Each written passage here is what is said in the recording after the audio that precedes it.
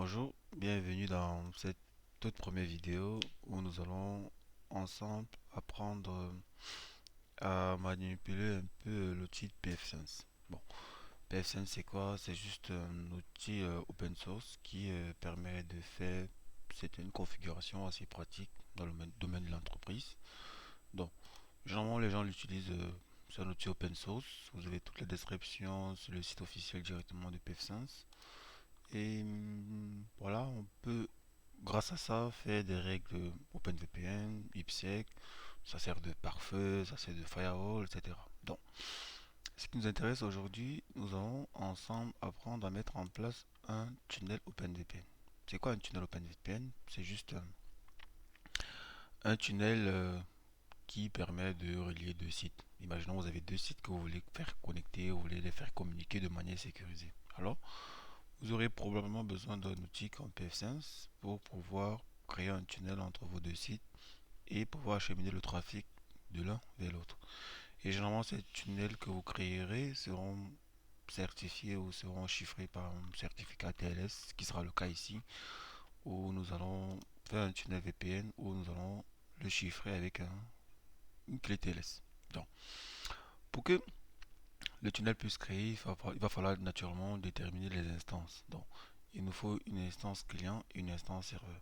L'instance client, on va l'appeler IR et l'instance serveur, non, l'instance serveur sera IR et l'instance client sera TI. En gros, c'est quand le client TI se connecte au serveur IR, passant par le tunnel. Donc, il faudrait qu'une PF5 joue le rôle du serveur et l'autre joue le rôle du client. Et pour ça, nous avons deux machines virtuelles PF5 qui sont juste là. Et les deux machines, naturellement, sont en accès par pont. Une carte en accès par pont qui nous permet de manager la PF5 et l'autre carte en réseau interne. Donc, dans cette partie, on ne va pas trop s'attarder à la configuration des réseaux qui sont dans le LAN de la PF5. On va juste s'attarder directement à la création directe du tunnel. Et une fois que ça sera fait, dans l'autre prochaine vidéo, on verra un peu comment manager le LAN de la PF5. On verra comment appliquer les différentes règles, par exemple, pour que le client Windows puisse avoir accès aux services web passant par le tunnel ou un client externe qui peut naviguer naturellement pour le service web, l'autorisation des connexions SSH par le tunnel, dévier la connexion Internet. Par exemple, ce client pourra avoir son source NAT depuis l'autre PF5 et plein d'autres stratégies qui sont couramment utilisées en entreprise. Donc, pour ça, il y a un petit organigramme juste là, naturellement, qui vous permet de savoir un peu ce qu'on va faire. On va configurer nos VM. Côté serveur, ce qu'on va faire, on va créer un certificat. Côté client, voilà. Il y a plein de, plein de petites configurations assez simples qu'on va faire et en respectant scrupuleusement chaque étape. Donc, la première des choses, c'est naturellement d'essayer d'avoir accès à l'interface web de nos deux PF5. La première, elle est joignable à la 152, la seconde est joignable à la 147. Alors, pourquoi ici vous avez des IP 151, 152? Tout simplement parce que la PF5, son accès par pont est en DHCP. Et des fois, l'IP de la DHCP à cause du serveur DHCP elle change. Donc, généralement, vous allez voir, je vais souvent m'arrêter pour modifier l'IP parce qu'une fois qu'elle change, j'ai plus accès à l'interface web. Donc ça sera soit la 151, soit la 152, au pire la 153. Et de l'autre côté, ça sera la 146, la 147 et peut-être la 148. Donc si vous me voyez avec l'un de ces IP, c'est que je suis toujours dans la même PF5, pas d'inquiétude. Donc là, la première des choses à faire, c'est créer un certificat, un CA, et créer un utilisateur, créer un certificat serveur, créer les dérogations et créer l'instance OpenVPN. Donc, vu que c'est lui le serveur, on va commencer par cette PF5 de gauche, le serveur, et là, on va commencer à le manager. Donc là, on va essayer à manager cette interface web.152, hop, http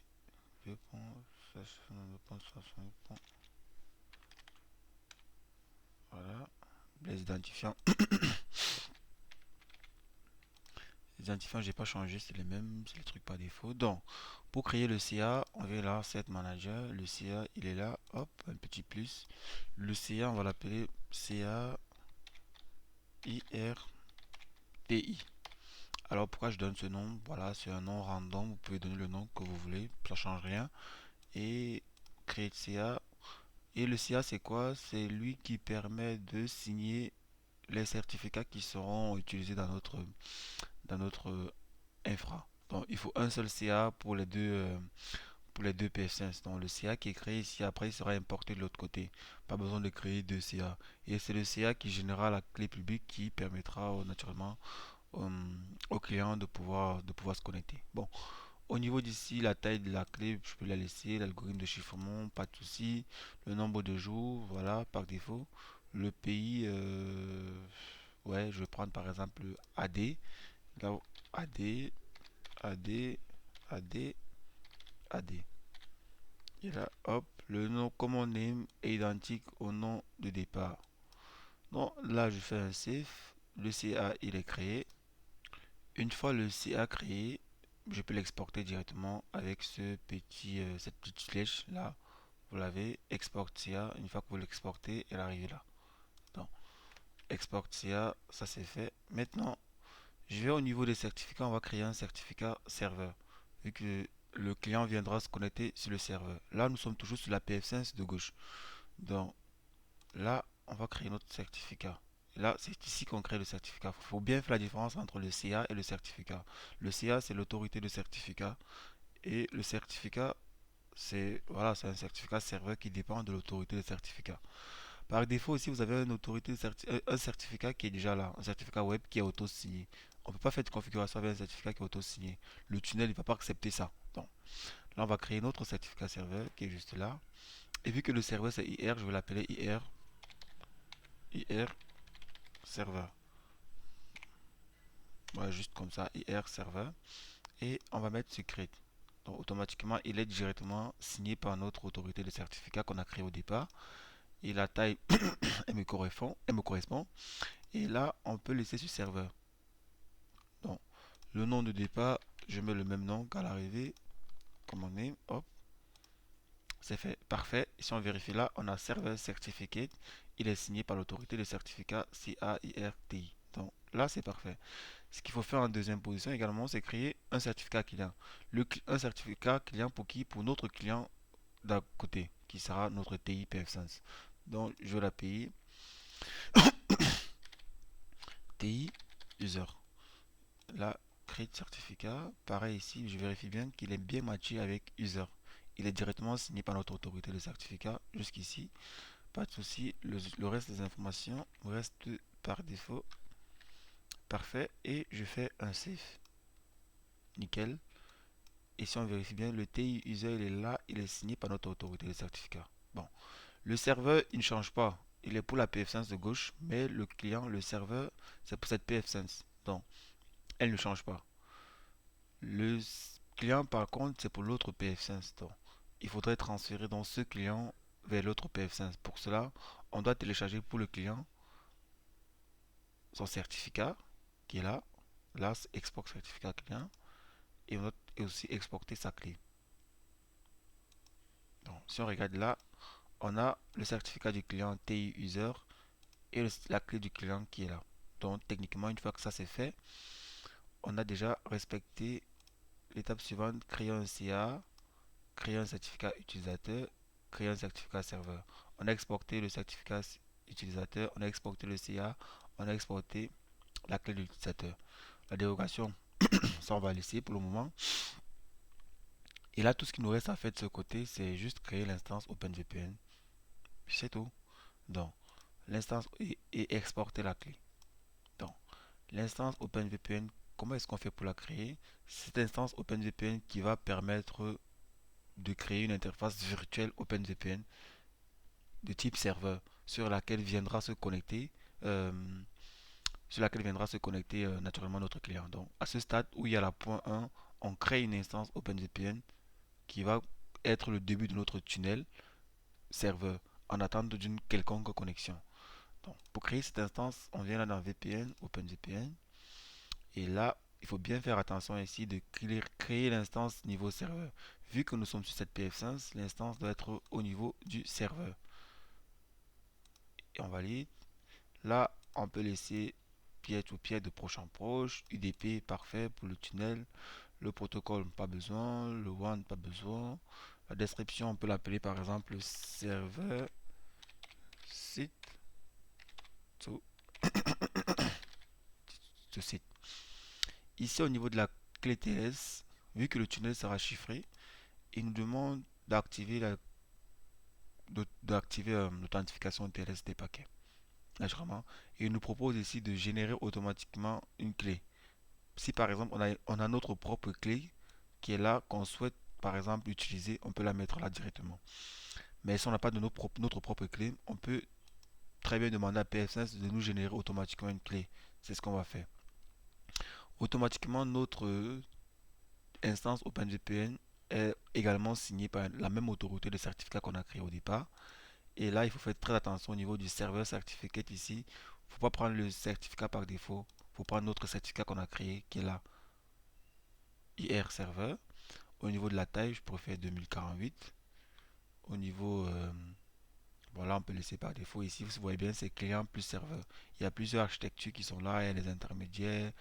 Par exemple, si on veut que le tunnel passe par un point de relais avant d'arriver sur l'autre site, etc.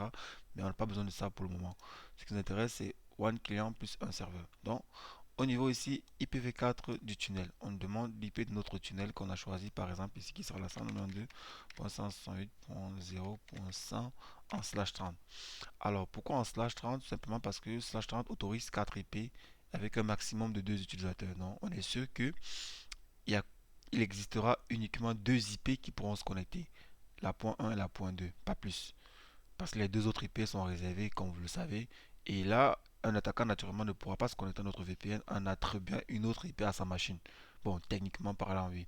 Même s'il y a des méthodes utiles pour contourner ce genre d'attaque. Donc, là, ce qui est conseillé lorsqu'on fait un tunnel entre plusieurs machines, c'est vraiment de mettre un adressage le plus strict, soit en slash 29, soit en slash 28, de sorte que le nombre d'IP réservés soit vraiment strict au niveau où seuls les machines qui sont autorisées à participer au tunnel puissent participer. Au niveau ici des local networks, les local networks sont simplement les adresses de notre LAN. Même si on n'a pas fait de configuration ici, on peut inclure les adresses qu'on veut qu'ils participent à l'OpenVPN.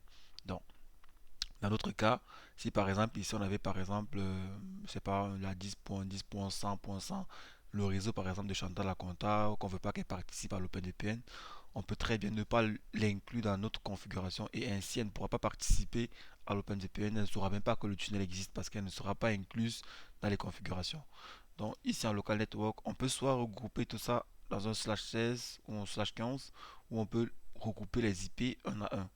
Donc ici, on peut faire la 10.10.10.0 en slash 24, virgule, et la 10.10. Je pense que c'est la point 20, c'est la point 11.0 en slash 24. Et au niveau des remotes, vu qu'on n'a pas d'IPv6, au niveau des remotes, les remotes c'est juste les adresses clients. Donc les clients ce sont les LAN de l'autre PF5. Donc il s'agit de ceux-ci qui sont en point 20.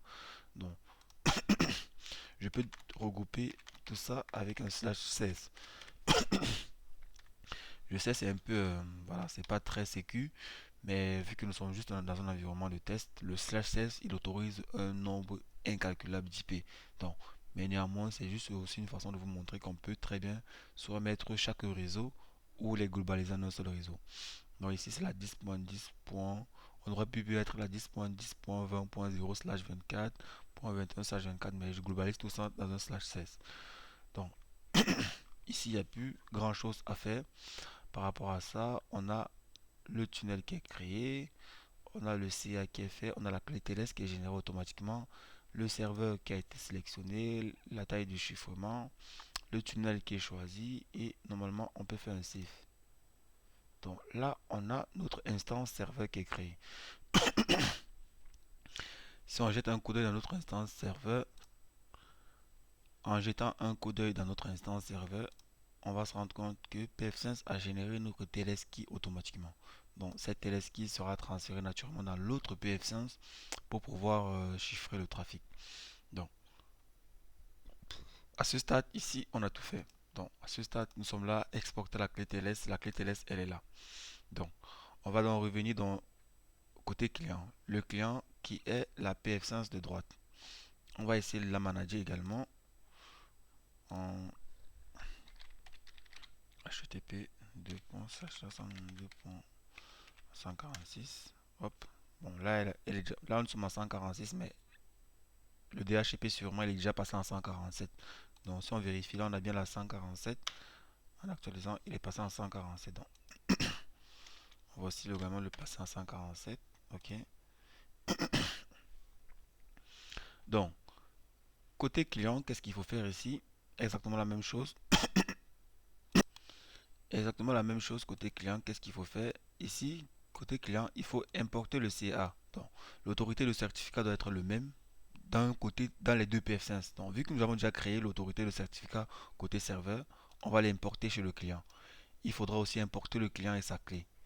Et aussi, il faudra créer l'instance OpenVPN et naturellement chiffrer le trafic. Donc, si nous venons là dans Système Cert Manager, là nous avons le CA. En cliquant sur le plus, on va choisir la méthode pour importer. Et on va aller donc, au niveau du nom ici, notre certificat, confondez pas ici, le client il n'y a pas l'autorité de certificat, il n'y a pas. Donc, au niveau d'ici, on demande le certificat data et la clé.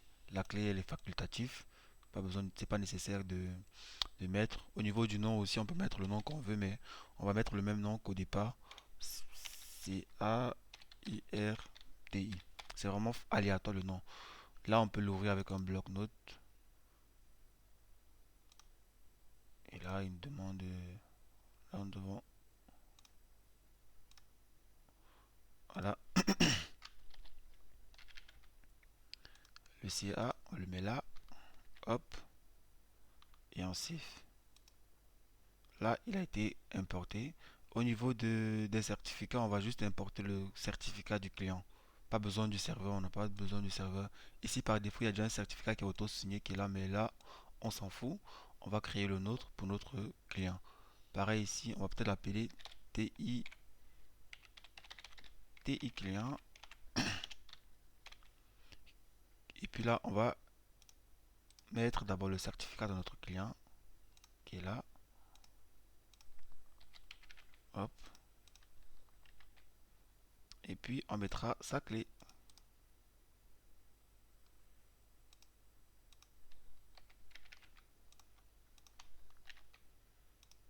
Voilà.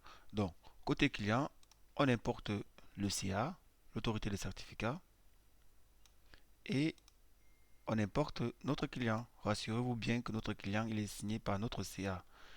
Une fois que ça c'est fait, nous sommes à ce stade-ci, il faut créer l'instance OpenVPN côté client. Donc, si on vient pareil ici, OpenVPN, là nous sommes sur le client. Il faut faire attention ici, l'instance OpenVPN du client ne se crée pas sur le serveur, ça se crée sur le client. Là, sur le client. Donc, il n'y a rien sur le serveur, on est vraiment sur le client. En mettant un plus, là, là, on regarde les informations. Là, les ports, on peut laisser par défaut. Le serveur host. Maintenant, ici, le serveur host, c'est qui? En réalité, si on revient sur notre infra, là, vous avez deux PF5. Donc, la première PF5, c'est celle-ci qui est en 192.168.152. La deuxième, c'est celle-ci. Qu'est-ce qu'on essaie de faire? On essaie de créer un tunnel virtuel entre ces deux machines. Mais sauf que ce tunnel et ce tunnel ne peuvent pas communiquer ensemble, vu qu'ils ne se connaissent pas. Donc, comment est-ce qu'ils peuvent communiquer? Naturellement, c'est en passant par leurs adresses publiques. Donc, ici, au niveau du client, le serveur, pour lui, c'est l'adresse publique de la PF5, vu que c'est la seule adresse qu'il peut joindre sur Internet. Donc, techniquement, pour que ce tunnel puisse être créé, il faudrait que cette PF5 demande des informations de connexion passant par les WAN. Donc, ils doivent demander les informations de connexion par Internet. Et c'est seulement une fois qu'ils auront établi une connexion sur Internet qu'ils pourront mettre en place un tunnel VPN. Une fois que le tunnel sera créé, voilà, ça sera fait, ça sera autre chose. Donc, ici, côté client, l'adresse du serveur qu'on demande, c'est l'adresse de la PF5 qui est publique sur Internet. Ici, vu que nous sommes sur des adresses privées, on mettra juste l'adresse avec laquelle on manage, qui est naturellement ici, pour la PF5 de droite, la 192. 0.168.0.152 qui est cette IP en accès par pont. Donc, au niveau de la description ici, on va l'appeler par exemple TI user. Ouais, TI user. Non, TI site to site. TI site to site. Voilà. Là, il nous demande de, côté client, nous sommes là. Il nous demande de générer encore une autre clé TLS. Mais sauf qu'on n'a pas besoin de qui nous génère encore une autre clé TLS. On a déjà une clé TLS qui a été créée sur le serveur. Donc tout ce qu'il faut faire, c'est décocher. Parce que si on a deux clés TLS différentes, on ne pourra pas, voilà, les deux clés TLS, ça ne peut pas communiquer pour le même tunnel. Donc on va donc aller au niveau du serveur. Là, OpenVPN, au niveau de l'instance OpenVPN serveur qu'on a créé. Dans l'autre PF5, on va copier la clé TLS qui a été générée, qui est là. C'est celle-là qu'on va coller chez le client, qui est là. Maintenant, au niveau d'ici, il nous propose notre autorité de certificat qui a été importée. Au niveau d'ici, client certificat, il faut bien sélectionner TI client. Au niveau de l'algorithme de chiffrement, c'est pareil et tout. Maintenant, au niveau du tunnel, il faut renseigner encore le même tunnel 192.168.0.100 en slash 30. Pourquoi est-ce qu'on ne met pas directement 101, 102? Simplement parce que ce n'est pas à nous de faire la distinction qui aura la point 1, qui aura la point 2. C'est au serveur PF5 de faire la distribution d'IP. Donc c'est la raison pour laquelle on met juste le slash 30. Maintenant, une fois qu'il aura fait la distribution d'IP, il naturellement, généralement, la première IP sera attribuée au serveur et la deuxième IP sera attribuée au client. Donc ici, on mettra juste l'adresse du tunnel et c'est la PF5 elle-même qui va choisir qui est, voilà, qui est le client, qui est le serveur. Maintenant, ici, au niveau de IPv tunnel, network, remote network, c'est pas nécessaire parce que on a déjà mis ces informations dans le serveur. Donc, le serveur, lui, il connaît déjà les qui doivent participer à la PF5. Donc, ce n'est plus nécessaire de les renseigner chez le client. Ce qui est important chez le client, c'est la clé TLS. Sélectionnez bien le certificat client, l'algorithme de chiffrement et s'assurer qu'il y a la bonne IP pour le serveur host. Et une fois que c'est fait, on fait un save. On a ça qui est là. Maintenant, une fois que c'est fait, on peut donc venir et voir ce qui se passe.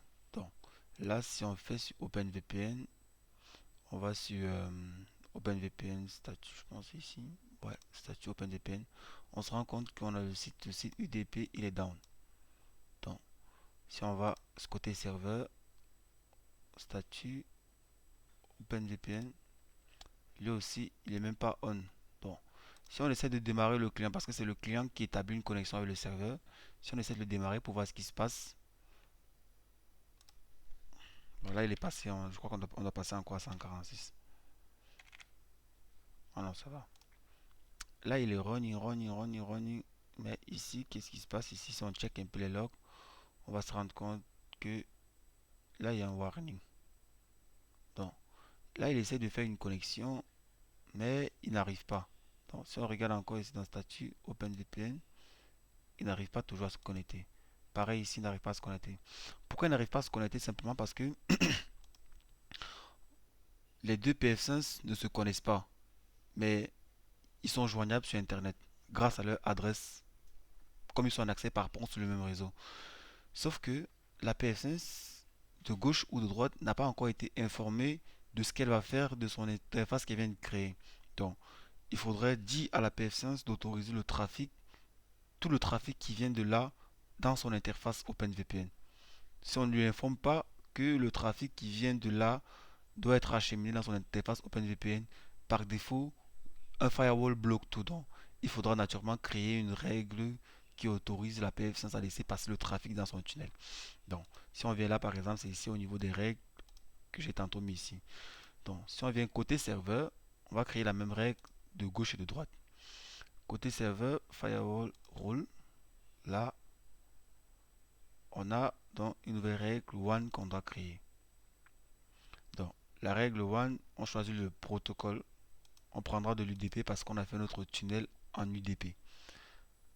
Au niveau de la source, pareil. Au niveau de la destination, ici, on prendra les one adresses. Les one adresses, pourquoi? Parce que le trafic, il vient de là, de la one. Au niveau de destination port, on prendra naturellement l'OpenVPN. Donc en gros, que dit cette règle? Laisse passer le trafic provenant de la WAN, de l'interface WAN, celle-ci, et qui va vers ce port qui est le port de l'OpenVPN, qui va vers le tunnel OpenVPN. Donc, autorise le trafic provenant de la WAN vers l'OpenVPN.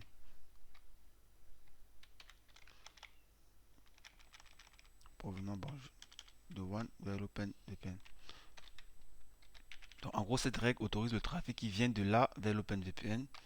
On fait un save, hop. Je crois qu'il est passé déjà en 153. Bon.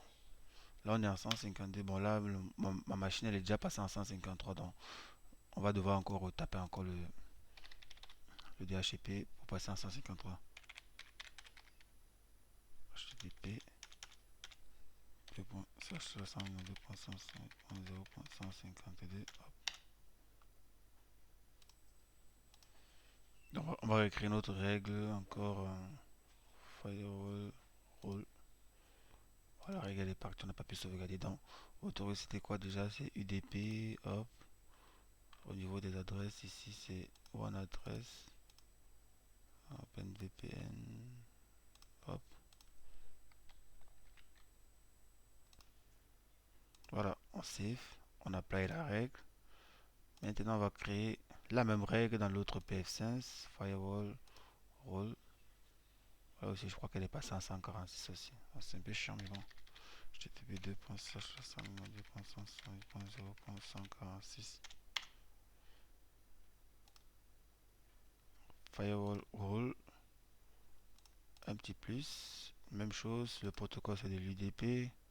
Cette fois-ci, on autorise le trafic qui vient de là, passant par l'autre des one address. Et là, on mettra de l'OpenVPN. OpenVPN. On met un petit commentaire et on save. Donc, maintenant, voilà. Une fois qu'on a créé dans la règle one qui autorise le trafic sur l'interface OpenVPN, des deux côtés, nos règles sont là. Maintenant, la deuxième chose, c'est de venir sur l'interface OpenVPN. Si vous remarquez bien, on a une nouvelle interface OpenVPN qui a été ajoutée. C'est naturellement d'autoriser tout le trafic dans ce tunnel. On va autoriser tout le trafic dans ce tunnel. Donc, c'est juste vraiment au niveau de l'OpenVPN, on va faire là, hop, OpenVPN, protocole, on prendra ENI pour dire vraiment on autorise tout, que ce soit l'UDP, que ce soit du TCP, que ce soit l'ICMP, peu importe. La source, sa destination, on s'en fout. Voilà, autoriser, autoriser tout trafic dans l'interface OpenVPN. Donc, en gros, tout trafic possible, on l'autorise, que ce soit de l'HTTP, que ce soit de l'HTTPS, on l'autorise dans le trafic OpenVPN avec une règle simple sur l'interface OpenVPN. On choisit le protocole ENI et on fait ça côté serveur. Et on apply notre règle. Et côté client, pareil, au niveau de l'OpenVPN, on rajoute notre règle. OpenVPN, tac tac tac, protocole, on prendra ENI. ENI, vraiment, c'est n'importe quel. Et on mettra la règle. Donc, j'ai ma règle côté serveur et j'ai ma règle côté côté one. Ma règle côté one, elle est là. Maintenant, allons vérifier pour voir si le client a réussi à se connecter à notre instance OpenVPN. Dans statut OpenVPN, on vérifie. Là encore, le client ne se connecte pas. Si on relance un peu une tentative de connexion, là il ne se connecte pas. OpenVPN site to site. Si je regarde les logs, il y a un warning. Pull client and if config together is probably not where you want. Donc, apparemment, il n'arrive pas à trouver. Ici, voilà, on dit warning, no server certificate verification method enabled. Ça veut dire que notre client n'a pas réussi à établir une connexion avec notre serveur. Et pourquoi? Bah, à cause d'une erreur tout simple, c'est à cause du DHCP qui change d'IP tout le temps. Donc, si vous remarquez bien, là nous sommes sur la 153. Donc, à chaque fois que vous allez bien faire votre instance OpenVPN et que vous allez vous rendre compte qu'il y a une erreur, c'est peut-être parce que l'IP du serveur elle a bougé. Donc en configurant notre serveur, tantôt au départ, on l'avait configuré sur la 152. Donc niveau client, on vient sur l'instance OpenVPN qui est là. On va regarder la configuration de l'instance OpenVPN du client qui est juste là. Et en jetant un coup d'œil à l'intérieur, on se rend compte effectivement que on demande au client qui est là d'établir une connexion avec celle-ci qui est en 152. Mais sauf que l'IP, elle a déjà changé, elle est en 153. Donc il n'y a plus de connexion qui est possible pour qu'elle soit établie. Donc en gros, ce qu'on va faire, on va aussi la passer en 153. Et on va faire un save. Naturellement, si on regarde après notre instance OpenVPN, elle est connectée automatiquement. Donc vous avez là la connexion qui est connectée, qui passe au niveau du serveur. Également ici, si on vient là, OpenVPN, le tunnel, il est créé. Donc, maintenant, si on vient par exemple au niveau d'ici, de l'un des tunnels par exemple, pour regarder avec le 8, et si on fait par exemple un IPA, non, l'IPA ne marche pas. Ah, on est sur if, on est sur machin truc, if config.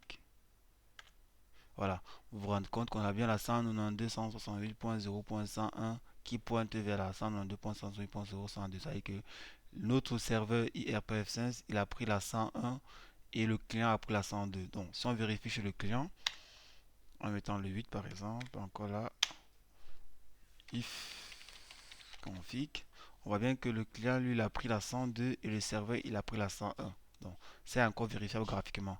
Maintenant, imaginez-vous par exemple que cette IP, elle change.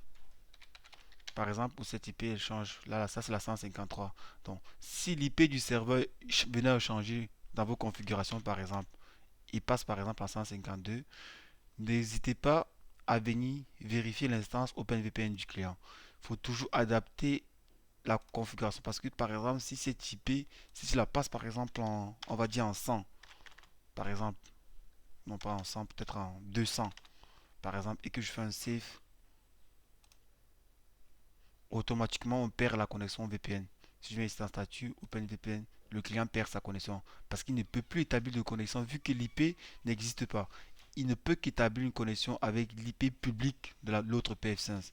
Donc, et là, c'est la 153. Donc, le client aura dans son instance OpenVPN la 153. Si cette IP change, il faudra l'adapter. Sinon, vous allez passer des heures à chercher l'erreur alors qu'il n'y a pas d'erreur dans votre configuration. Si elle passe en 153 et que tu fais un save, dans le statut OpenVPN, le client peut de nouveau se connecter. Donc, il faut faire très très attention avec ça.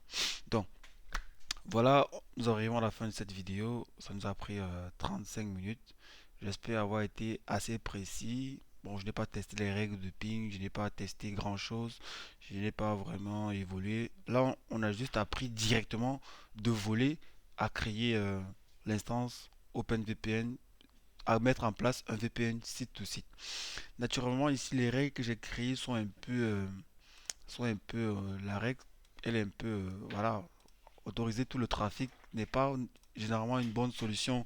On va vraiment essayer un peu d'autoriser le trafic de manière distinctive, essayer de faire des règles un peu plus précises parce que si on autorise tout à passer dans un tunnel, naturellement, un attaquant peut faire aussi passer tout. On va vraiment filtrer les règles et tout.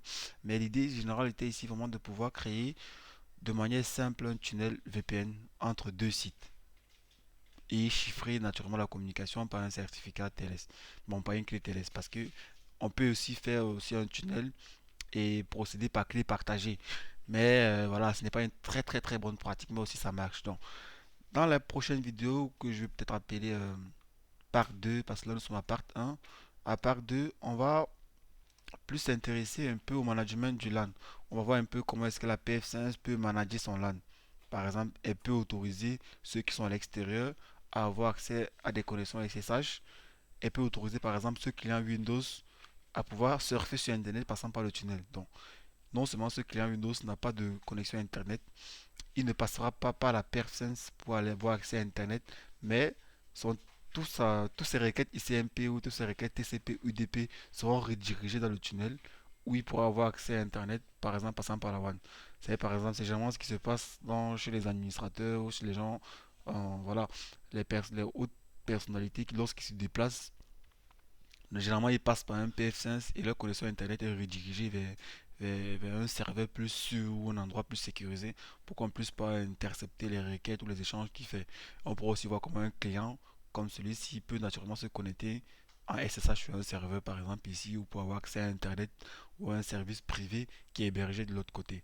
Donc, c'est tout pour cette vidéo. N'hésitez pas si vous avez des questions ou si vous avez naturellement une méthode plus simple de pouvoir déployer un VPN PF5 ou si vous avez des critiques par rapport à ça. Voilà mon Discord qui est juste là, Route Jordi. Et voilà, passez une bonne journée.